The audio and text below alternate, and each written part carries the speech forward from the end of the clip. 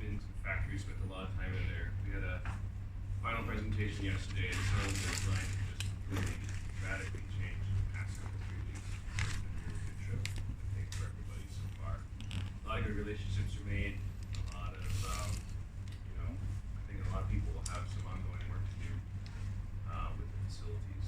So that's good. So we had our closing thank you party last night to the factories involved. We're all a little hungover today. So plenty of Joe. And so this is our kind of last lecture of the session. It's so now I can scale now what, right? So mass production the day after. Some questions like, okay, well, when do you actually find a time to scale? Once you're scaling, how do you get stuff around logistics and shipping? A little bit about pricing and customer service. And this lecture is a bit tuned for the academic side of things. So a lot of people at Hacks may already find this, know this stuff, but you're worth looking to listen. So when to scale? A couple of definitions before I go on to the next set of slides. When I say a prototype process, I mean a process that has zero tooling cost. So like 3D printing or CNC. You can also use them at scale if you want as well, but typically that's what I mean by prototype process. Zero tooling cost means there's zero cost to change your mind at the end of the day. It means that, and that's why it's a prototyping process. Every single unit can come out different if you wanted to. The downside of this is typically there's greater variability and tolerance between units. Of course, they're greater per unit cost, and the cosmetic quality is usually a bit lower for the prototype process. When I say a tooling process, it means that you've had to invest some tools to build something, right? So injection mold tools or jigs, these types of things. The purpose of the tool is usually to reduce your per unit cost. It will increase the consistency and the quality that's produced, but it creates some sunk cost or bare design changes. Another sort of example of this is like Kenny's doing this thing where he wants to wind a flat flex cable around a rod as part of his glasses design, right? And so initially you can wind it by hand, but the spacing between the winds are going to be very variable, right? But then he can invest the time to create a tool where he puts like the thing on top of like a lead screw and then has a feeder that makes it very consistent to wind that around, right? But then he's invested in that process, right? He's had some tooling. It will make the winding much more consistent and much more repeatable between unit to unit. So the question of when you do this like this, it's actually just algebra, right? It's like find the intersection of two lines. You have y equals mx plus 0, so prototype times the slope times the volume times 0 cost, right? And then in tooling, it's y times mx plus b. So this is prototype starts at 0, has a high slope. Tooling has a investment cost with a lower slope, right? And then there's a point at which the two intersect, and if you are beyond this point, it doesn't make sense to necessarily do a prototype process, right? It'll be cheaper to do it. So it's like solve for intersection. But this concept is incredibly hard for me to present to venture capitalists because they're really bad at math. Like I have before tried to explain when we're going to do tooling, I literally put this in front of the guy and he was like, tell me in words. Like, shut up, I don't want to see the math. Right? So I think you guys can get this. When you do this, do you quantify your time just in terms of cost as well? No, time is part of time. This slope here has a time value to it. So this is the basic form, but then there's also like, do I like have stair steps in terms of like investing in tooling? But this is the basic logic that you get. So like in the question of like when should I invest to build a cable winding machine, right? It's sort of like, okay, well then how many units do I need to build? How long is it going to take for me to build each one of them? And you have to then, like in your head, handicap for the cost of the quality variance on each cable, right? So in fact, this is where the nuance comes in, right? So if you're to the right of this line here in terms of volume, it's a no-brainer. You should just go for tooling, right? It's going to cost you more to 3D print your run than it is for you to get the injection mold tools. Unless you can't afford to wait for injection mold tools, you just tool, right? This is what guys like Apple and Samsung does, right? Those guys prototype at like thousands volume, right? If we're going to do a run of iPhones initially just for standing around the company, they're going to do 5,000 of them. So everything, they prototype with injection mold tools, basically. They'll actually order 10 or 20 tools simultaneously of 10 or 20 different design variants. And as the design variants goes, their designers are actually changing the design tool as they're being processed. And then some of them will flame out because the design chain is too big, they'll just throw them away. And then finally they have 4 or 5 that pop out the other side and they'll get like a few thousand each to hand to the executives to like review and stuff like that. So if you have $1 billion tooling budget, that's what you do. There's a company that we visited in Korea as part of this trip called Model Solution. They're like a quick term prototyping shop. They do a lot of the CES prototypes that you see, like Apple uses them, Samsung uses them, all these guys. And what they do is they specialize in quick turn tooling. They can turn injection mold tools in a week or two. And generally what they do is they try to move this line, this barrier down, but the slope is slightly higher, right? So the per unit cost is a little bit higher, but you can get to tooling a little bit faster, right? So there's some like gray zone in terms of where that jump and slope go. If you're really far to the left here, like you're just on unit number 1, maybe better to avoid tooling. And then there's this sort of, let me see, you're near the origin, and this side here, it's probably better to avoid tooling, right? So the exceptions to this are that if you have like really high confidence in your 3D model and design, right? So you're just like, yeah, this is gonna be no problem. Like, we're definitely gonna be able to do this. If from the point that you can tool, the only mods you expect are tool safe modifications. So just removing metals and trim yourself to the final product. Or sometimes you just have to tool it here because you have a very high precision requirement. If you have like a part, it needs to be like 0.1 millimeter piece to piece over even a few pieces for your design to even begin to work, then maybe you have a little bit of tool initially to get that done. And then there's this kind of just to the left of the intersection point. You have to think about it, right? So this is where it's like, okay, maybe it's like, if we did the math, we're like $500 short of doing injection mold tooling, right? $500. It's not that much, right? Technically you're in the left half plane.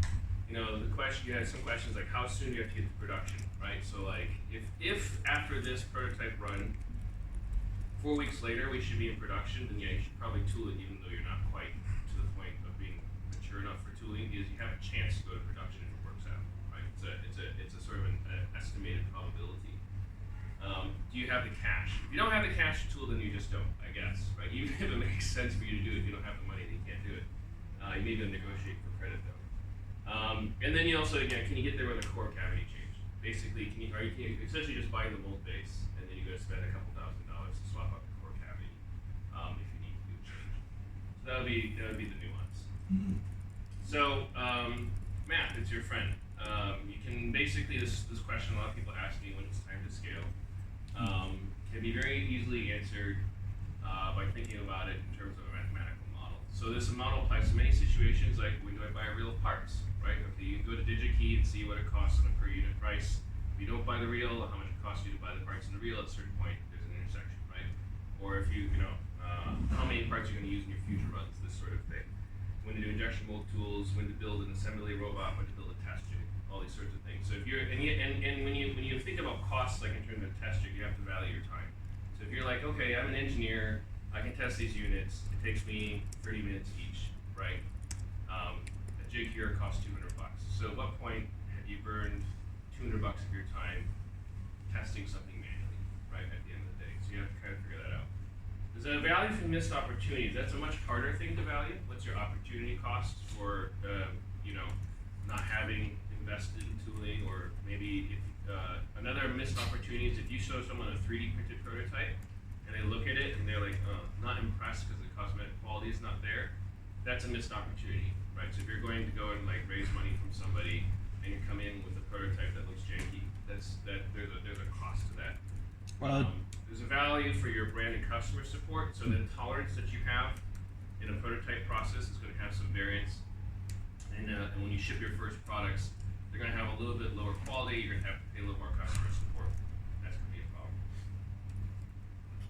And so what is the cost of the defects as well that comes from not having tooling? Those are a few things to think about. So this picture here is a little reminder a lecture I gave was where I had two versions of an injection molded case, and we wanted to create this blue line on the top. And over here, we were initially painting this blue line by hand. So someone would actually have it's the same stencil they use for like Barbie faces, like dolls and stuff. They would like put it on top, and they'd use a spray paint, and they would spray it through an aperture. And the amount of paint they would get is uneven. The resolution projection is not quite good enough, but there's a white area here where it's not hitting, and then the paint kind of thins out at the top. We ended up throwing away 40% of the units produced because of this variance. Whereas here, we did a double shot tool where a second shot of blue plastics put into the mold, so the yield's 100%. The cosmetic finish is really nice on it, and the fit and finish difference is just like day and night on this. But the investment cost for that tool was something like $20,000 or something like that. So there's that was probably some math that we could have done a little bit better earlier on had we known about double shot tooling. We just didn't know about it at the time. So that's the section on sort of windows. You got any questions about those concepts? You get it? Yep. So logistics and shipping. So the question is like you have a bunch of boxes in Zone 1. This is what they look like. This is your Kickstarter order. This is literally the Kickstarter order from the GBtronics crowdfunding campaign. How do these boxes get out of Zone 1, right? There's a couple options you have. Some of the lingo, I think I picked up correctly on the way, is that you have 2PL, which is second party logistics, which is like you're going to FedEx or UPS directly, you specify this start and end point. Or 3PL, which is third party logistics, includes warehouse, pick and pack, and website integration.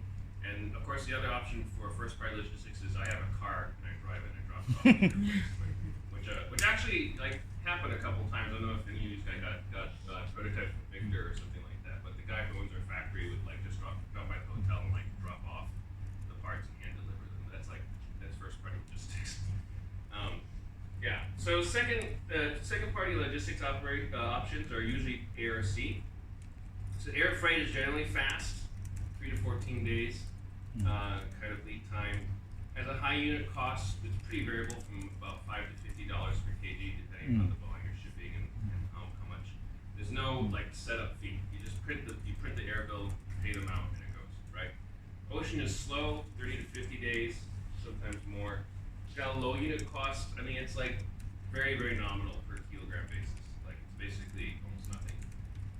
But it has a high setup fee. You just open the container. You can open a container and put a feather in it, and it'll still cost you $2,000 or $3,000. You can open a container and put like your whole life's possessions in it, and it'll cost you $2,000 or $3,000, right? So it's got a high setup fee.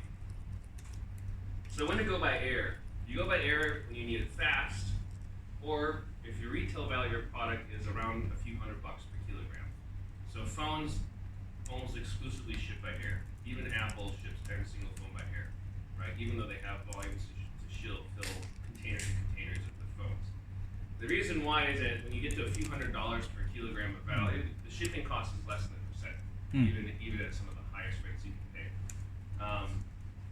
And this means that and if you think about the value of a phone versus putting it on the ocean, and literally when you put it in a container on the sea, it is on the sea. So the hurricanes, the typhoons, the water, the sea, the salt water, everything like that, your product is exposed to that. So when we ship books by sea, for example, we can't just ship them in the normal boxes. We have to pay the factory to put them in plastic bags with desiccant on the inside because they'll absorb too much seawater and they'll be ruined by the time they get to the shore.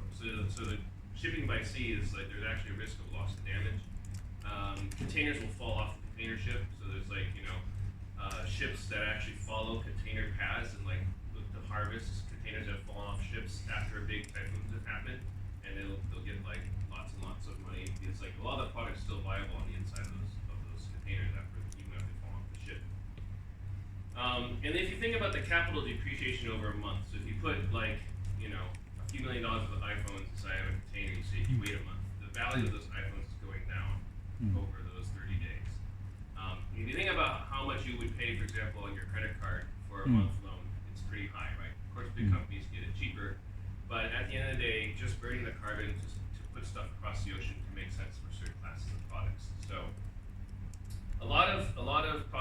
especially that are being made here at Hacks and by the students are considering, like smart glasses will probably fall into the category of you probably will never ever need to open up a container to ship those things because the value is just too high.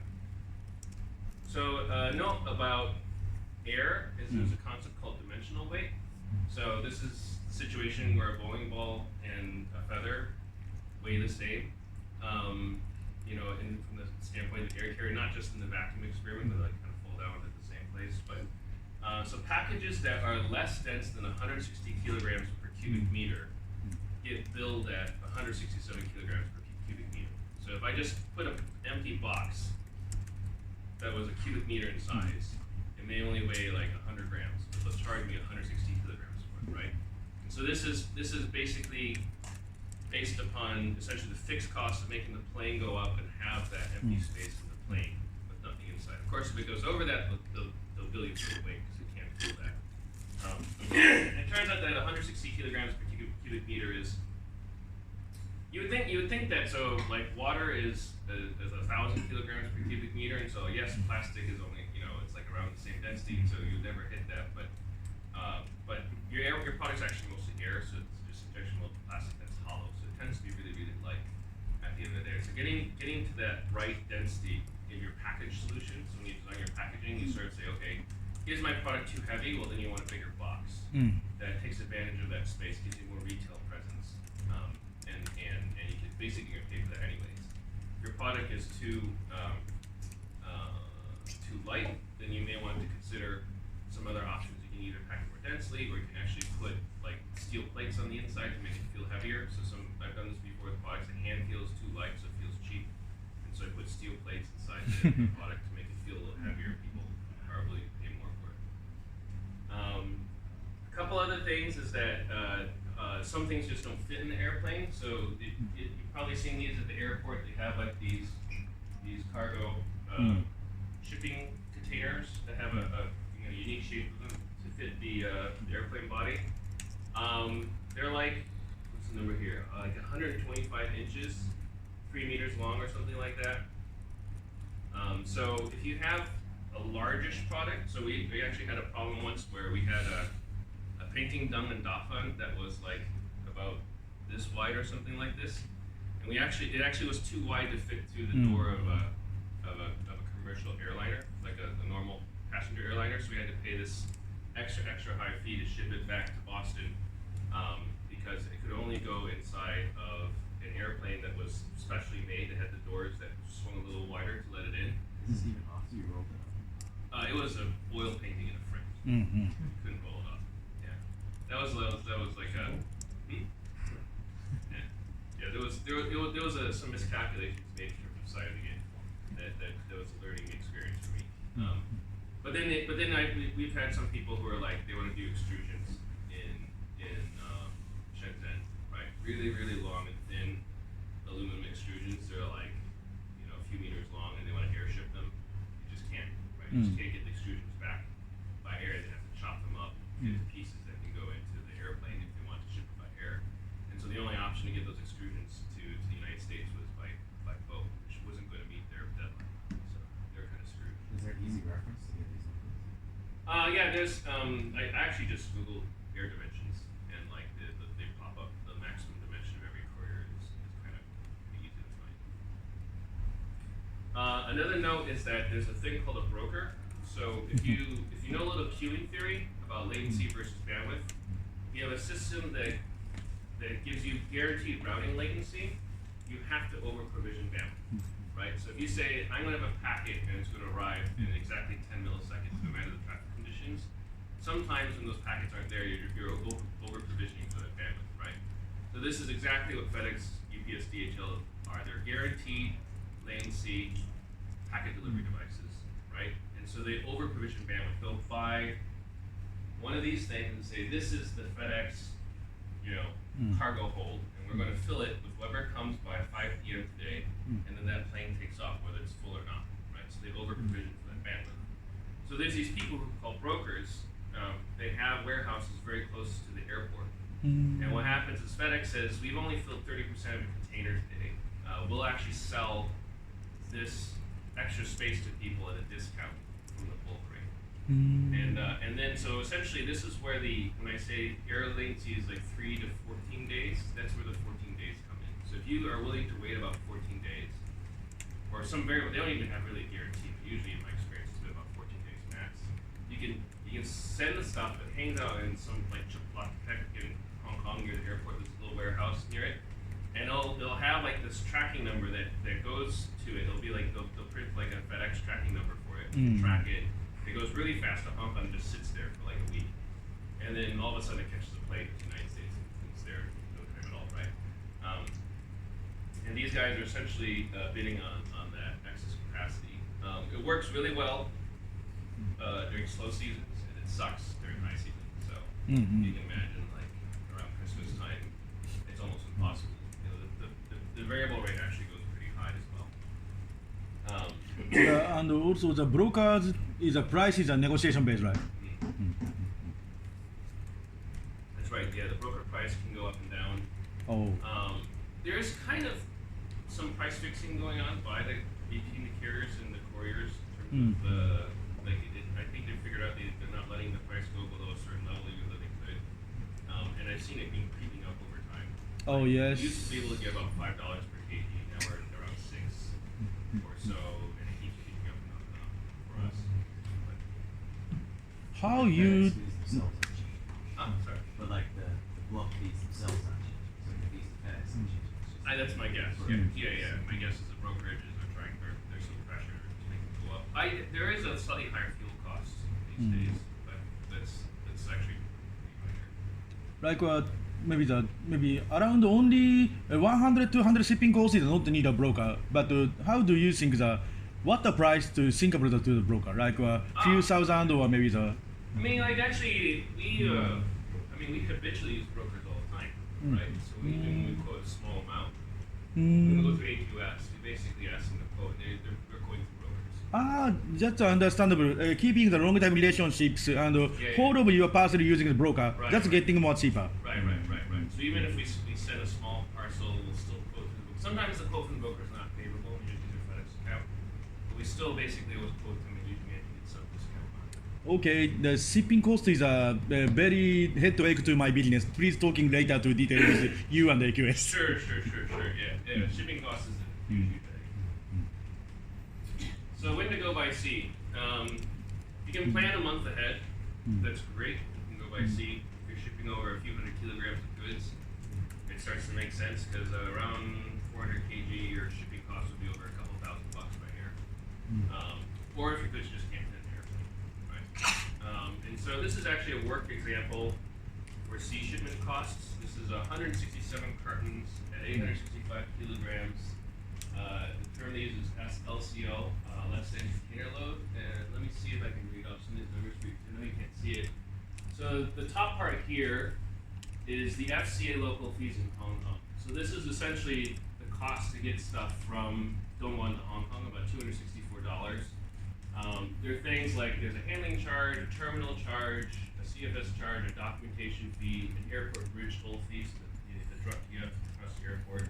Those are all included. So it's a whole bunch of nickels and dimes. Gets you $264. The ocean freight itself is $431.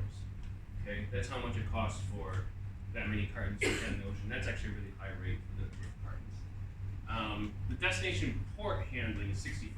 So when it got to New York, they charge us $65 just for the privilege of landing in the port. We paid $95 to customs to enter it, $35 for the handling of that. There's some other fee here. We paid about another $100 to the U.S. Customs. This includes duties and some assessment fees. There's another $600 fee to get the stuff from New York to our warehouse in New Jersey. Right, so that truck to go from New York to New Jersey is more expensive than the boat ride across the ocean. And then there's a whole bunch of these other miscellaneous fees that are included, which is like the warehousing fee. So this is like before they get onto the boat, because everything has to go on the boat at a certain time, a certain day, stuff arrives ahead of time, so they have to warehouse it. So that guy who warehouses it charges you $10 to hold it.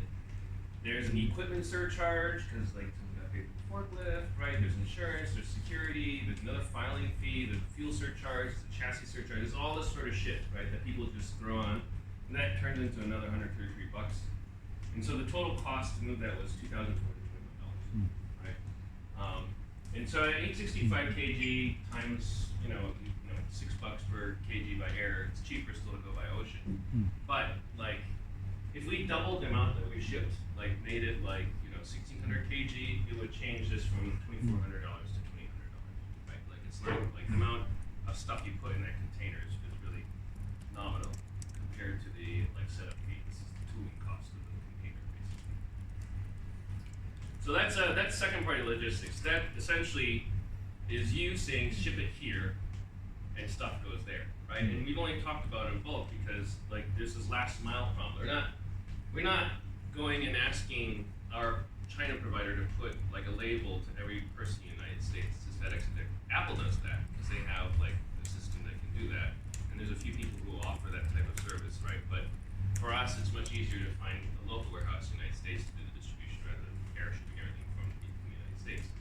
And so 3PL is third-party logistics. It's sort of the last mile. How do you deal with this huge, varied country, right, with different local practices, different like taxes and surcharges and whatnot, and get boxes to the right people at the right time? So third-party logistic functions is typically they'll receive cartons, right? The cartons come packed uniformly, so they have like this is like 30 pieces of one product or 100 pieces of another product. They break the carton, they put them on shelves, right, that are organized, and then they wait. The customer here says, I want to buy like one pair of shoes and a hat, right? And then they transmit it to a shopping cart in the cloud, which probably you do, and then there's an integration into their system. The order for shoes and a hat arrives, someone walks to the warehouse, they pick that, they pack that into a box, right? They put postage and tracking on that box, it goes to the courier, and it ends up at the customer's doorstep, right? Sounds like a pretty simple thing. But like I actually did this, like literally printed every label and shipped every box for a book that I wrote once called Hacking the Xbox because my publisher dropped me. And so I picked, packed, and printed 3,000 or 4,000 labels in my garage. Right? I actually ended up hiring an illegal immigrant for a while to help me with this inside the United States. But that was my friend's sister. It's fine. She was just visiting.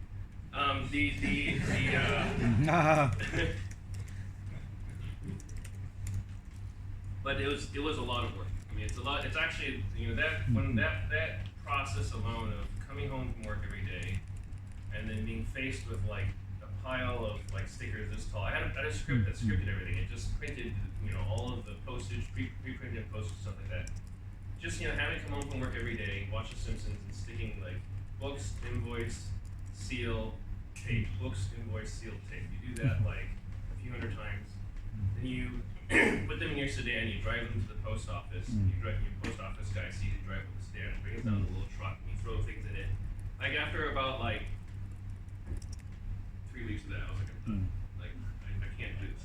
Even though every single time I like took a label, stuck it on a thing, and sealed it, I was like, I just made $10, right? It wasn't worth it anymore, right? I was like, please, someone take this off me. I found a publisher to take the book off my hands. So just an idea of what the 3PL costs are.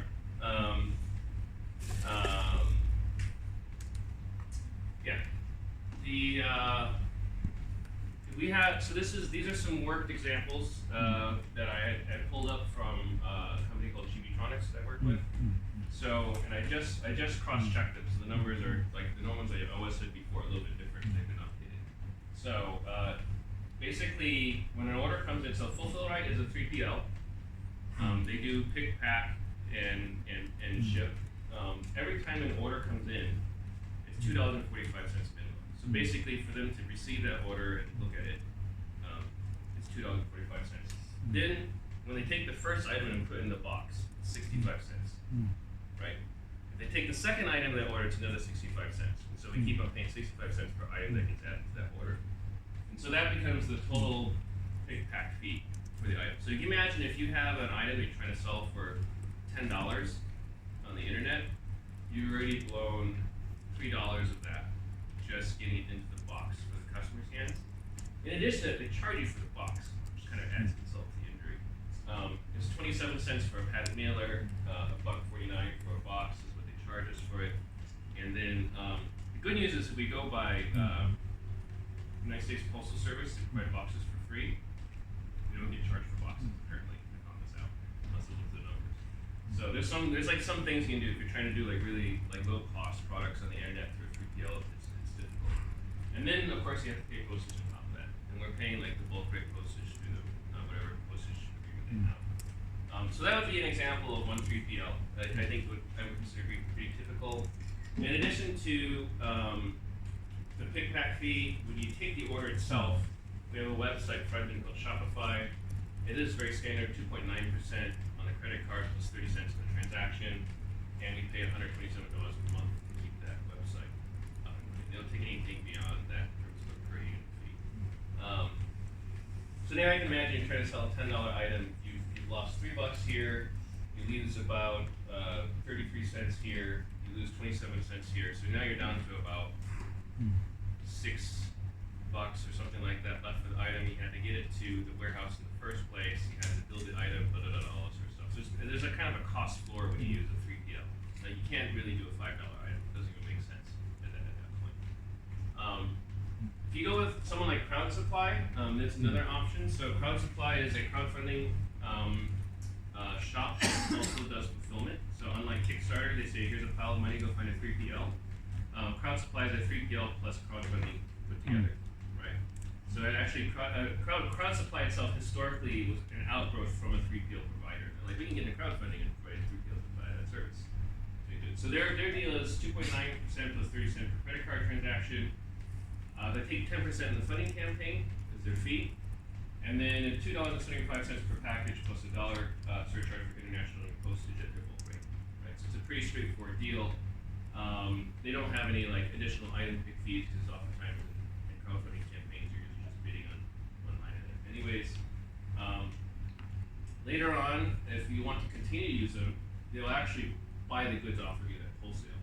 So then you just essentially give it to them at 30 to 40% off MSRP, and then they'll continue with this big pack arrangement. But the inverse there is that they're actually paying you cash for the stuff, and they're holding that inventory. So it's actually a sale to you, so you get your cash flows improved by this as opposed to you holding it yourself in your warehouse. That's a big difference. So this one here, in Fulfill Right, all of the items in this warehouse, you haven't gotten any cash for, right? You've paid for all the inventory that sits here.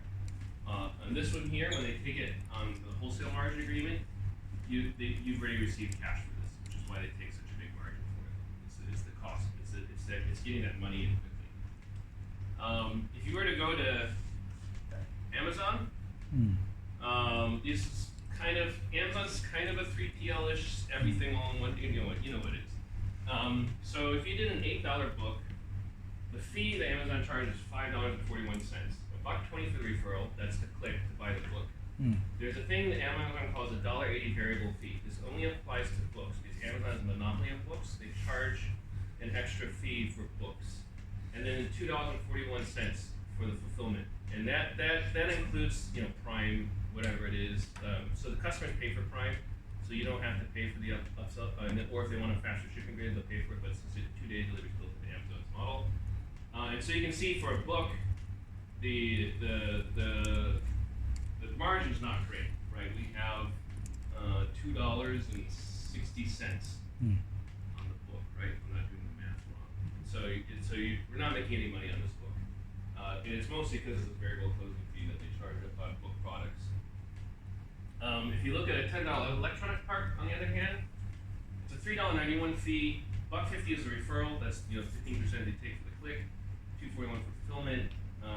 $30 electronic part, again, basically the same formula applied. We have a $240 electronic part. They take a $41.26 fee, so $36 is the referral, and the fulfillment's a bit higher because product's actually like a larger box, right? So there's the fulfillment fee will vary depending on the size. So 241 is sort of their like, consumer electronics, small, whatever it is, size thing. So Amazon again is another option. If you don't want to use a 3PL and you need an Amazon account, you can put it in there. It's kind of a little bit ish like this plus this together, plus you get the visibility of Amazon. But in some cases, Amazon will cost you more money. So for example, like this on this electronic part here, that's a pretty big take for the referral fee, right? Compared to what we could do inside a 3PL. For a really cheap part like this is actually better to sell on Amazon. Amazon will be leaner because they have more skill at picking and packing boxes than we can get out of our own 3PL. So any questions before going to pricing? I just want to quickly ask about in 2PL, when you're talking about sort of sea shipping. I've never really bought a container myself yet. So the question that I never really had to get to is like where you choose between using a company that will put your stuff into sort of like container with other stuff versus like purchasing your container. It's like where you make that decision, how what difficult is it to want to go into Okay. container. Yeah, I think we've only ever done LCL as well. We've never been able to justify opening a full container for ourselves.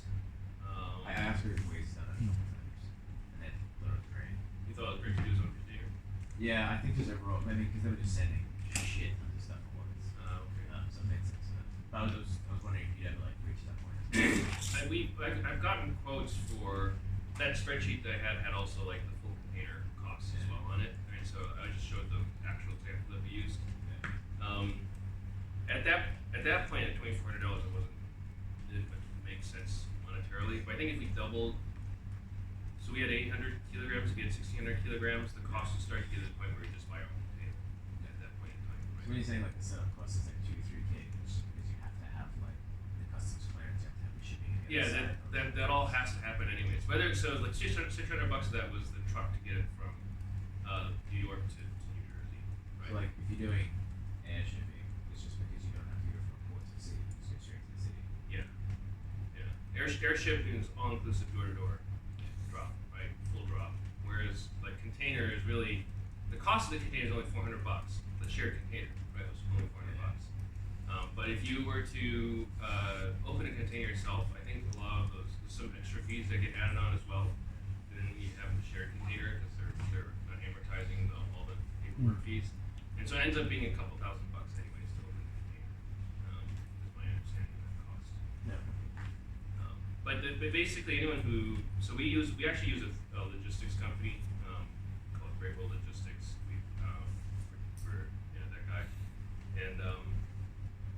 and he basically knows the point at which to pick one or the other. He just advises us, and he's done a pretty good job. So basically, there's some guys in the U.S. who know business super well. We just outsource it basically. So like you kind of just consult with them and say like, I need this here in 4 weeks. It's like, do this. Yeah. We'll be like, we need it here in 4 weeks, and he'll give you the option for air container, less than container. You can, if we have some, depending on some variables, we can be like, look, we want to ship that makes no stops, or whatever. Like you pay more for that. Yeah. Right? There's some knobs you can turn, but it's like really, it's all so nominal, like at that point in time compared to like our product costs. Yeah. It's just, yeah. So a third party logistics provider who specializes in this is basically our cheap to get figured out because we don't have anyone in our company that actually knows this stuff. Yeah. We just sort of it happens and I look at the spreadsheet, it's like, oh, that's interesting. Now I understand. But the derivation of the principles is like, Is there ever a point at which you think that would make sense to someone? to insource all that stuff. I mean, there's certainly companies that insource the whole thing. But they're only just like enormous, right?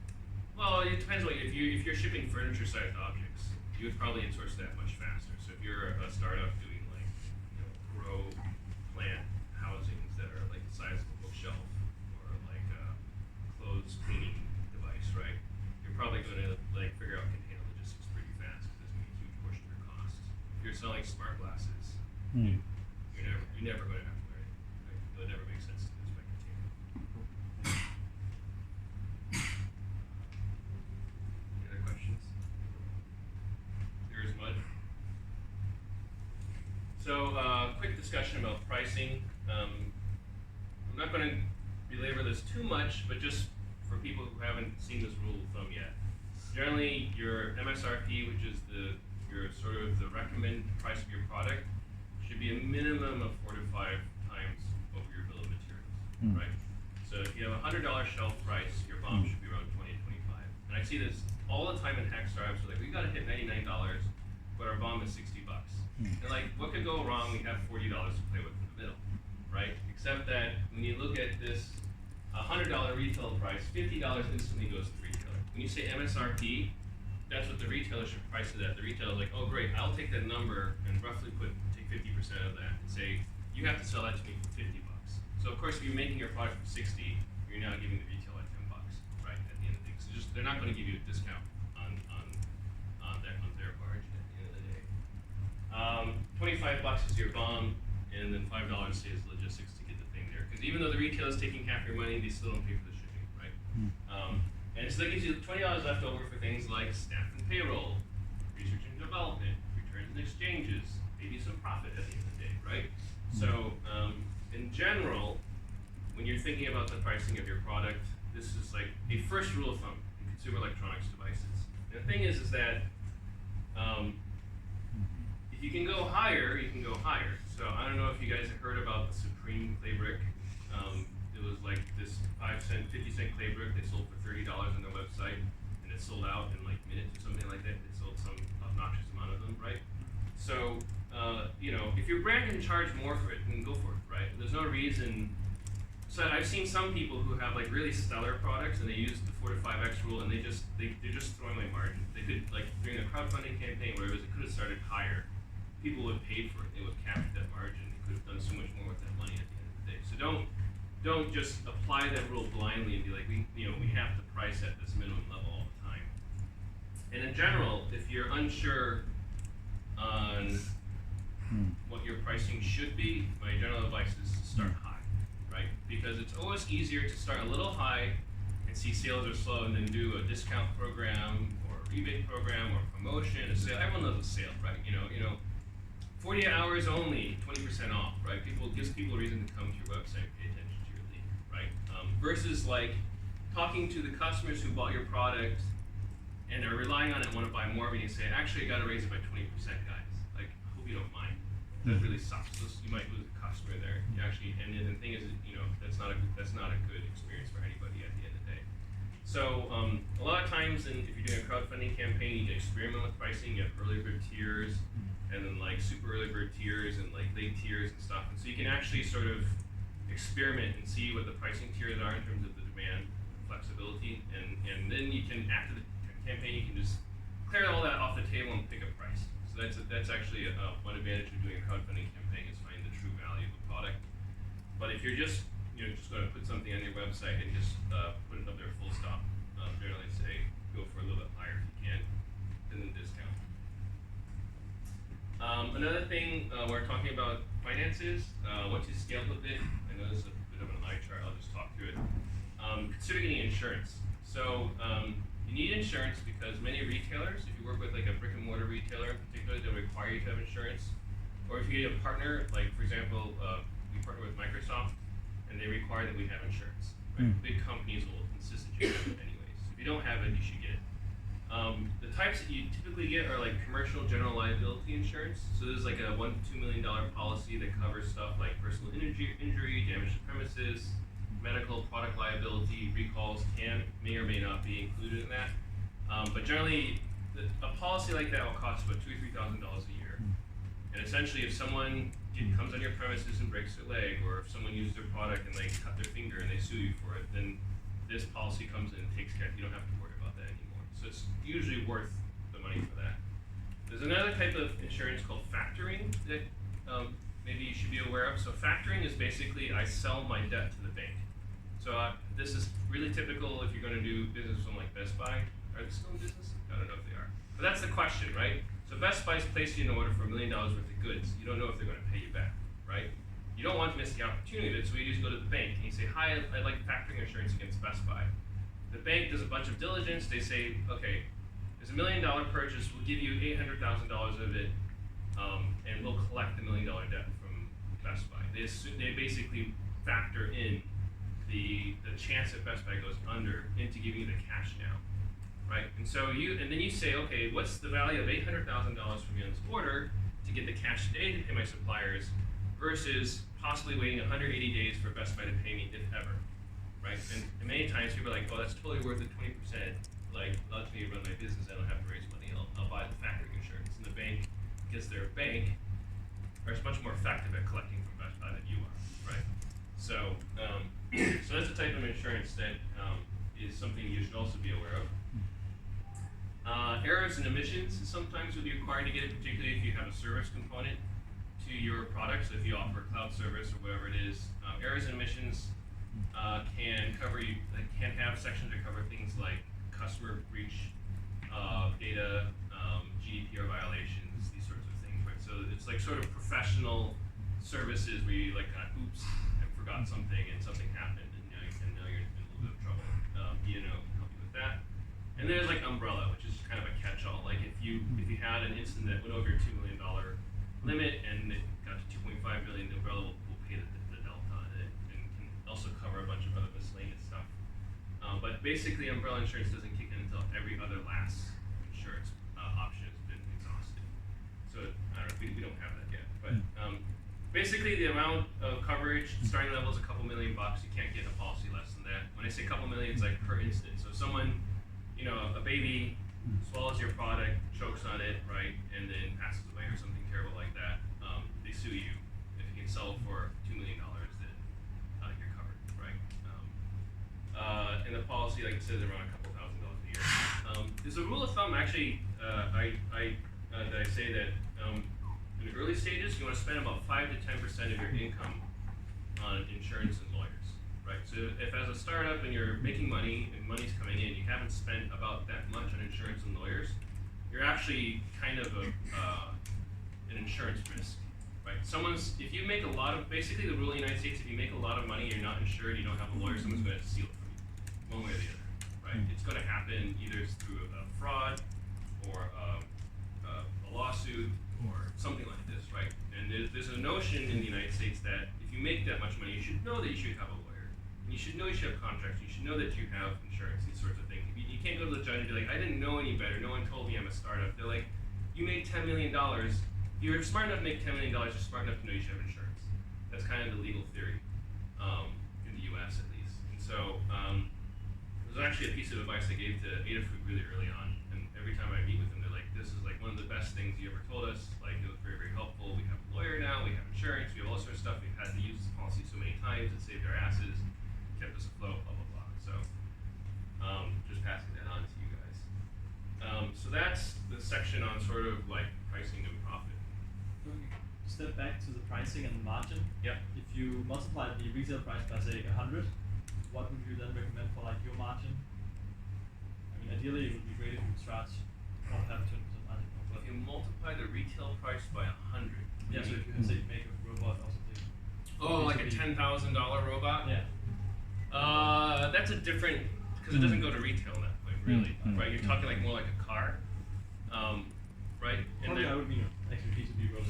Yeah. But the pricing tier you're in is now you're in the pricing tier. So cars don't have this model, right? They're not built for $2,000 and sold for $10,000, right? I think I heard something like Ford makes like a few $100s a car, $1,000 a car, something stupid like that.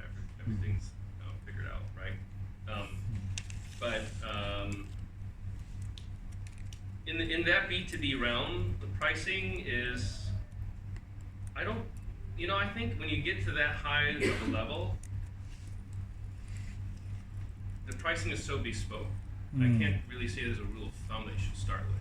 I mean, the basic thing is you should charge as much as you can, right? There's an economic value to your robot, right? And you say, look, the cost of a human to work on this wall for this many hours is going to be this much, and then you want to margin as much as you can on top of it. You have to have insurance for them, you have to have unemployment benefits, you have to have this. You just throw the kitchen sink into there and say, this is how much we're saving you, right? You should pay at least this much for the robot, right? And then amortization. There's an argument you can make, and it should be like a really big number. And then they can argue you down from there at that point in time. If they're not willing to pay it, then you can say, well, like, look, we were originally going to charge you $100,000. If you 50,000, right? And then maybe they'll pay it. Who knows, right? There's like it's art of the deal at that point in time, I think. Yeah, the actual B2B may need more, maybe the support cost like 1,000 US dollars per unit and 20% per year to the maybe some the insurance to support and quality keeping. Yeah, yeah, yeah. Yeah, that's right. Yeah, you have to factor in the high support costs of yeah. So, like, perfect examples, there was a team in Xi'an that was making this robot boat that was cleaning lakes in China. And the idea is that they have services the government currently pays X amount of money per square meter per year to these companies that deal with it. So the way that they're pricing the model is they work out how much they're charging right now, and they need to work out, are we better than them so we can charge a little bit more? Or are we trying to capture that so we're going to charge a little bit less? And so it has nothing to do with the fundamental like BOM or anything Yeah. about it. It's just like, that's how much we can charge for it. What can we do to achieve that? And how much money can we make with Yeah. that? That's right. So Yeah, a lot- this is consumer products. yeah, yeah. That's right. Yeah, B2B is a very, very different pricing principle. In general, in B2B, like there is no real like retail pricing. It's what you can charge, basically at the end of the day. Any other questions? Okay. So customer service. This is the sort of last bit of the lecture. So there's kind of two types of business to business, and business to customer. So B2B customer service typically is a bit simpler. It consists of making good, clear demos and application notes, having evaluation samples on hand, so you're basically you have a knowledgeable customer. You can talk to them intelligently. You give them all the resources to make a decision and buy. So very typical, like the sort of stuff you get on like from chip vendors to buy chips would be a very typical B2B customer service model. And a lot of times the focus is on like accounts receivable, accounts payable, and material requirement planning. So they basically want to make sure that everything runs on time, the delivery's on time. That's the thing that business guys typically care about so much, not so much about like is someone there like right now to answer my phone call, right? That's not as much of a instinct there. And also having an RMA process, like a returns, like dealing with like defects in a kind of professional way is something that I've worked out before you get into the B2B realm. So that one's like a relatively clear thing, but when you go B2C, customer service is just like a shit, right? The customers demand 24/7, 365 customer support these days. No questions asked, return policies, and they need support on the whole process. Everything from like, does your product do what I think it does? We get so many inquiries in Chibitronics of like, it's an LED sticker, right? They're like, does this light up? We're like, it's called a sticker. Like, yes, it lights up. Like, oh, okay. Does it need a battery? Does it have batteries included? Another question. Like, just like all these questions we get, and the product photo is a product photo, and it's all in there. But you have to like answer these questions. I think pretty typically. I don't think they're usually that bad. I haven't heard of the does this light up question before. I think we've gotten that. Pretty sure we've gotten that one. I think it's usually like, does it light if I do something? But usually they're not that frustratingly easy. Oftentimes it takes a little bit more thought to answer them, that's all. Which is annoying, basically, is what I'm trying to say.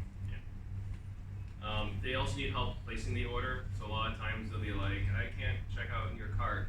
Like, I need help entering my credit card details or whatever it is. It's not accepting it. And then product use.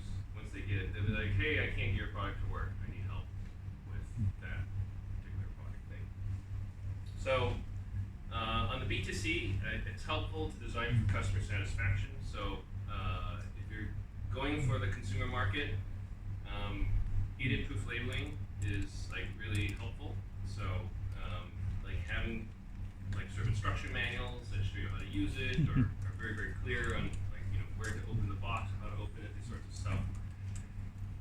If you can, develop web resources in parallel with the product. So as you get that product to that point, all those internal notes you're taking, whatever it is, try to turn them into like that internal wiki you keep. Just imagine that's going to eventually turn into like a product support resource on how to like assemble your product or how to like deploy it, that sort of thing. that'll save you a lot of trouble later on developing that full external resource. Try to anticipate customer issues, because basically if a customer calls you and says, hey, we lost a screw, and you have to send the screw to them, you might be losing a margin on that product, right? So if you have like a step where you have to assemble it yourself, maybe adding an extra screw in the box can be helpful, or something like this. Or having, actually not just in the box, but actually put a separate baggie labeled extra screws. The problem is if you put extra screws in the normal screw thing, the customer will be like, I put it together, I have an extra screw, they'll call you for that, right? So they'll be like, where's this extra screw from? But, so if you have a little baggie and says, these are the extra screws in case you lose them, they're like, I get it, I have extra screws. And it's not a customer support issue. And also figuring out what your warranty return process looks like, making it as painless as possible. Considering the possibility, especially that you can have fraud, so people will want to return stuff that they've either acquired in a junk pile or is fraudulently bad, and to try and get a new product from you. So just keeping that in mind. Some products fall in that category, some don't. And as you stage your material, like as you get it ready for your product launch, think about what your reverse logistics chain looks like. So if you say, okay, we're going to go ahead and do 3PL or go through Amazon, and that's your forward for logistics. When someone calls you and says, hey, I've got a problem with the product, where is that going, right? Are you going to send all the way back to China, or do you have a friend in the United States, or address you can send it to? It's going to be much cheaper to get it to. A thing that, for example, I saw in a contract from Best Buy was that they would pay you for 100 units, and you had to ship them 102 units. And the 2 units came out of your pocket, but they were the staged customer support units, essentially, at the end of the day. So when people come to Best Buy and they say, hey, I opened your thing, it didn't work, they gave it no questions, no return, it actually came out of the supplier's pocket, right? They essentially got an extra 2 to 5% units to deal with that outcome. And it turns out if you're selling something like smart TVs, which are these huge boxes that don't fit inside airplanes, that like basically the cost of doing the return of that smart TV back to the factory in Korea or wherever it is going to be way more than like the product cost itself. So in some supply chains, staging the material simultaneously, like basically just building a few percent extra and staging it at the point of sale as a return exercise can save you a lot of money in the reverse logistics chain. And finally, yes, there's a lot of customer service nightmares. I was saying, things that I've seen is people place an urgent order, they put the wrong address in, and then they demand an address change or resend immediately, urgently, over and over again. They'll put a typo in their address, and we'll send them packages multiple times, and they'll say that we're like cheating them, we're defrauding them, or something like this because they never receive it. But it turns out at the end of the day, they put in the zip code wrong every single time because their autofill was incorrect or something, and then it was our fault for not knowing that somehow. We've had customers that were abusive and complained, I think just because they want the attention. Like they would be like, this product sucks, it's not gonna work, and blah, blah, blah. And it would be like this multiple emails going back and forth. I was trying to find that email thread, where that happened. And essentially we came to the conclusion, like, let's just give that person their money back because we don't want to deal with them anymore. And we offer them the money back, and all of a sudden the person got really nice and still wanted to talk, right?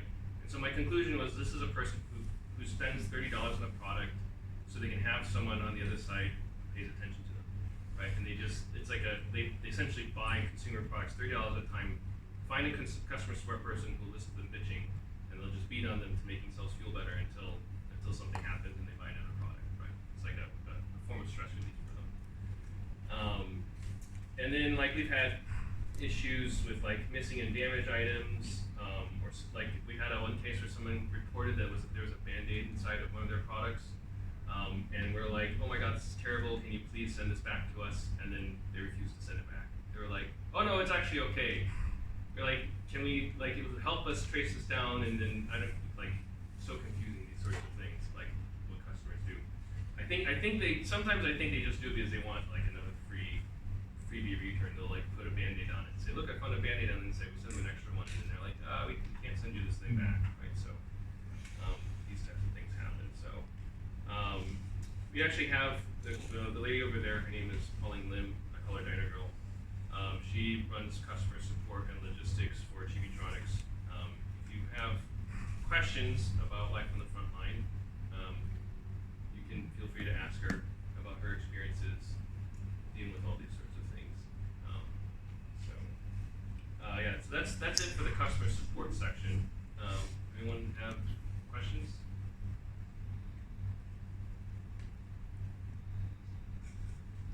Okay, I guess that's it for the lecture basically. So that's the end of research at scale and what happens. Okay, I have a question about the logistics parts. Do you know the how AliExpress distributor doing the logistics cost nearly zero? I have a curious why I bought a very cheap around $0.3 product buy from China to get in Japan. Also shipping free. Right.